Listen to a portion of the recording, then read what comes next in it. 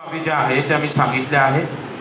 याच्यानंतर आता जो विषय झाला, आम्ही प्रशासन अधिकारी अध्यक्ष उपाध्यक्ष घेऊन आम्ही यांना बसणारच आहोत. मला सगळे हेड माहीत आहे नगरपालिकेचे. माझे 20 वर्ष याच्यात सगळ्या याच्यात गेले. त्याच्यानं मी काही डायरेक्ट वरतून आलेला आमदार नाही आहे.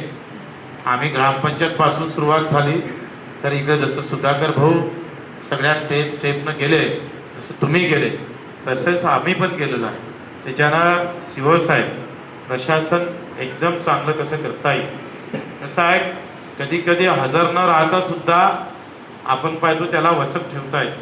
तरी तुम्ही व्यवस्थित जर काळजी घेतली तर बाबा सुट्टी हवी.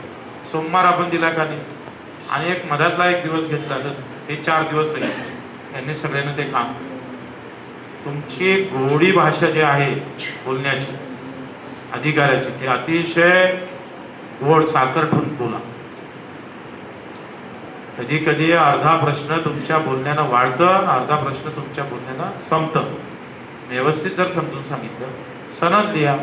आता घरकुलाचं जर तुम्ही स्टेप बाय स्टेप वर्गीकरण करून व्यवस्थित जर अहवाल तयार केला, व्यवस्थित फॉर्मॅट तयार केला, तर काय होतं आहे लगेच तुम्हाला सांगता आलं पाहिजे. 3000 अतिक्रमणमध्ये आहे, 200चा प्रस्ताव पाठवला आहे, 350 पास केलेले आहे, उरलेला प्रस्ताव इतक्या दिवसात देणारा. हे झालं मेरिट. तुम्ही तू मारा लागले, मग तुम्हाला एवढा मोठा पगार लोक देतो गव्हर्नमेंट, त्यातला अर्धा वापस करत जा नगरपालिकेत, तिजोरीत ठेवत जा. असं का करायचं? उत्तर अधीक्षक व्यवस्थित आणि मजबूत त्याच्यावर अभ्यास करणं. काय जास्त वेळ आहे तुम्ही सांगा. तुमचा लोकां किती लोक तुमच्याकडे येते ह्या महिन्यात तुम्ही नोंदी करून घ्या.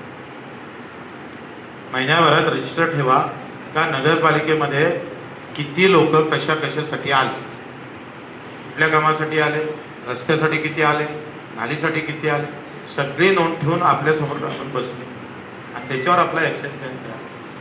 आणि मी सांगतोय 50 काय 10 ते 5 लाखात सॉफ्टवेअर भेटतं आपल्याला आजकाल.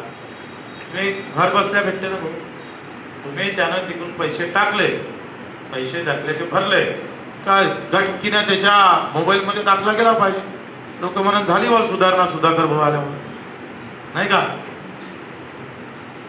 हे शिवबा काम आहे. इतके हुशार माणसं खुर्चीवर बसले SDO साहेब, तुम्ही काही लोड घेत नाही. हां, तुम्ही तहसीलदाराला माहीतच नाही सनद कायच्या मागच कैसा होगा SDO. नागरिकांची सनद तेच तर म्हटलं. हां, म्हणून म्हटलं तुम्हाला माहीत असेल म्हणून अर्धवट म्हटलं. सांगा.